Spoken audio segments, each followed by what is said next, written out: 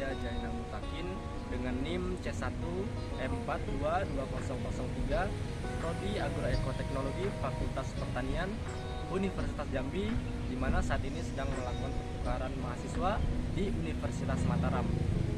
Baiklah teman-teman, di sini saya sedang mengobservasi serta menganalisis daerah aliran sungai yang berada di Kakalik. Jadi lokasi observasi saya kali ini berada di Sungai Kakalik yang mengalir dari daerah Narmada menuju sungai di daerah Mataram dan kemudian nanti berujung ke muara Kali Ancar. Adapun lokasi ini yang saya survei atau observasi ini itu berada pada titik koordinat 8 derajat 35 menit 21 detik south dan 16 derajat 4 menit 53,9 s. Baiklah, sebelum kita mengobservasi serta menganalisis daerah aliran sungai lebih lanjut, ada baiknya kita harus mengerti dahulu apa sih itu daerah aliran sungai. Jadi daerah aliran sungai itu adalah suatu topografi atau pembatas di mana penghubung bukit yang menampung air hujan yang kemudian dialirkan melalui sungai-sungai kecil, dan dari sungai-sungai kecil itu nanti masuk menjadi dialirkannya ke sungai-sungai yang utama, yang dimana ini untuk mengumpulkan air hujan tersebut kemudian mengalirkannya ke dalam atau ke suatu titik yang biasanya menuju ke laut seperti itu. Dan juga daerah aliran sungai ini biasanya akan membawa sedimen-sedimen maupun suatu elemen tanah seperti itu, dan juga berbagai unsur hara. Adapun tujuan dari pengelolaan DAS itu sendiri itu ialah untuk atau agar terkendalinya hubungan timbal balik antara sumber daya alam yang ada di sekitar DAS ini dengan kegiatan manusia yang ada di sekitar daerah aliran sungai ini, agar terjadinya kebersihan lingkungan dan juga kesejahteraan di masyarakat, khususnya di daerah lingkungan Sungai Kakalik ini. Jadi pada daerah aliran sungai ini tentu ada faktor-faktor tertentu yang dapat menimbulkan erosi pada daerah aliran sungai ini khususnya. Jadi yang pertama itu faktor alam, tentunya adalah iklim. Nah, iklim ini tentu akan menimbulkan curah hujan seperti itu, sehingga menimbulkan erosi. Intensitas hujan atau curah hujan yang tinggi itu akan menyebabkan terjadinya erosi, di mana setiap butiran hujan yang jatuh ke permukaan tanah itu akan menimbulkan perubahan agregat-agregat tanah, sehingga terjadinya pengelupasan seperti itu yang menyebabkan terjadinya erosi. Jadi intensitas curah hujan yang tinggi dalam jangka waktu yang lama maupun sebentar itu akan menimbulkan erosi. Namun jika intensitas curah hujan itu rendah, akan tetapi dalam jangka waktu yang lama itu tidak akan menimbulkan erosi seperti itu. Biasanya curah hujan yang menimbulkan erosi ini ditandai pada daerah aliran sungai ini ditandai dengan warna dari air sungai ini itu berwarna keruh. Karena apa? Karena terbawanya sedimen tanah ataupun pasir atau dari sampah seperti itu, yang akibat dari runoff atau pergerakan air atau aliran permukaan dari hujan itu sendiri. Oke, yang selanjutnya, yang faktor yang kedua yang penyebab erosi dalam faktor alam yaitu topografi. Nah, jadi dalam topografi ini terdapat kemiringan lereng dan juga panjang lereng.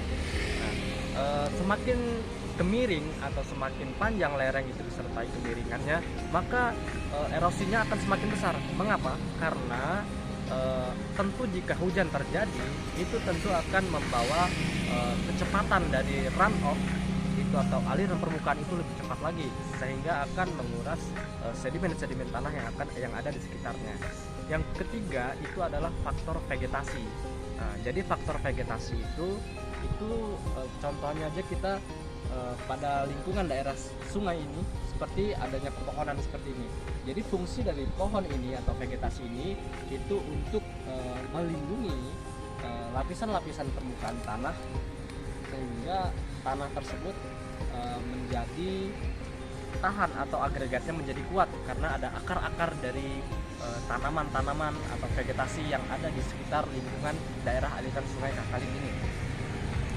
Baik, selanjutnya selain faktor-faktor alam tadi tentunya ada juga faktor yang mempengaruhi erosi, yaitu faktor manusia itu sendiri. Jadi faktor manusia ini berdampak menimbulkan erosi pada daerah aliran sungai. Di antaranya itu kegiatan manusia itu membuang sampah sembarangan di daerah pelataran sungai ini, seperti yang kita lihat bahwa banyaknya sampah-sampah ini menyebabkan terjadinya pengendapan pada daerah aliran sungai, sehingga jika hujan turun resapan air itu tidak tertampung di sungai secara maksimal, sehingga jika hujan turun menyebabkan meluapnya air dan juga terjadinya kemungkinan banjir di sekitar sungai Kakalik ini.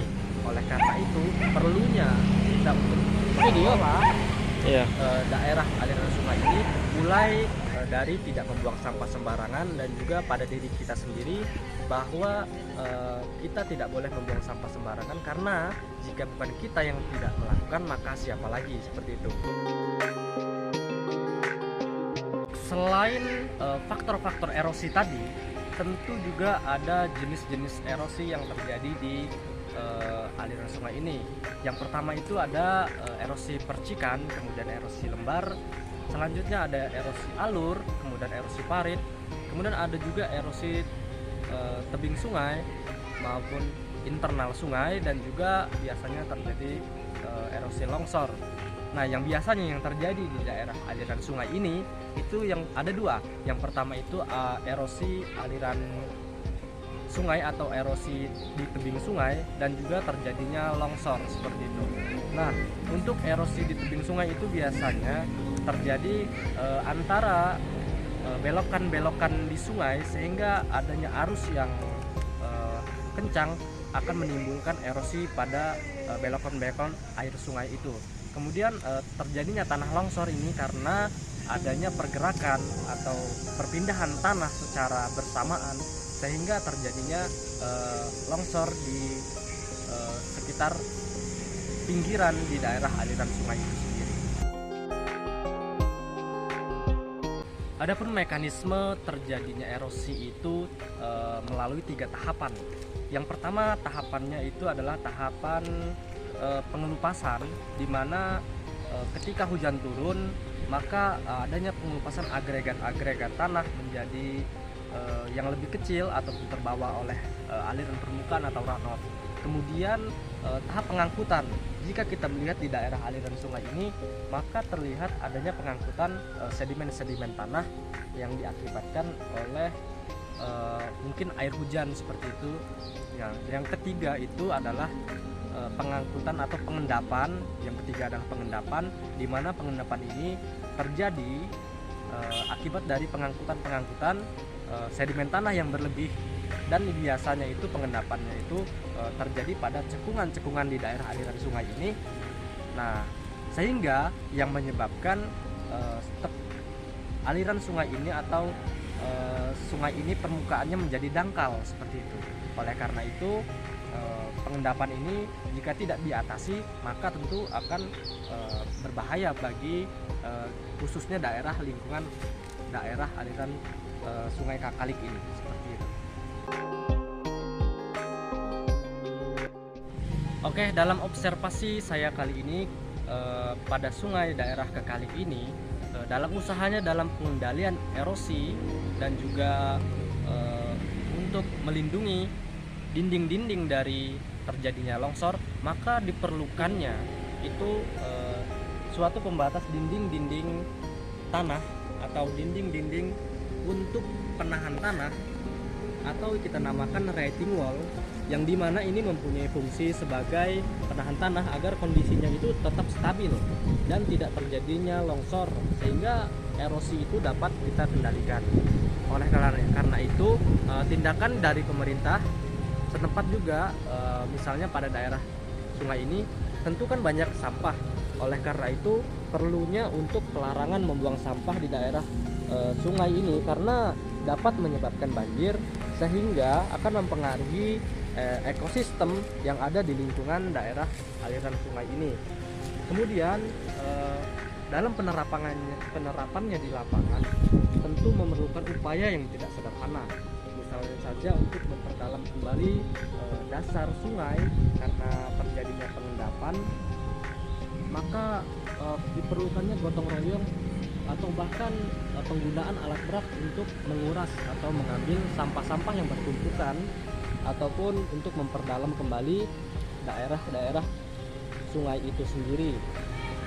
Dalam analisis observasi daerah aliran sungai di Kakalik ini dapat disimpulkan bahwa dengan adanya dinding penahan tanah ini atau retaining wall itu dapat melindungi tebing-tebing sungai yang ada di daerah Kakalik ini sehingga mencegah terjadinya longsor di daerah tebing-tebing sungai di sekitarnya. Namun erosi itu tetap terjadi. Mengapa? Karena ketika hujan deras di mana terjadinya erosi di bagian hulu atau di bagian daerah Narmada sana, sehingga ditandai dengan air sungai itu berwarna keruh pekat yang menandakan terjadinya erosi akibat dari pergerakan runoff itu sendiri. Nah, oleh karena itu banyaknya yang sampah yang terbuang ke sungai ini menjadi juga atau menjadi salah satu juga pemicu terjadinya erosi. Demikianlah video mengenai observasi lapangan mengenai daerah aliran sungai yang berada di Kakalik ini. Mudah-mudahan dapat bermanfaat bagi kita semua. Tentunya kita harus menjaga lingkungan kita, terutama menjaga daerah aliran sungai kita, karena jika bukan kita, maka siapa lagi yang akan berkontribusi. Salam konservasi, salam konservasi. Wassalamualaikum warahmatullahi wabarakatuh.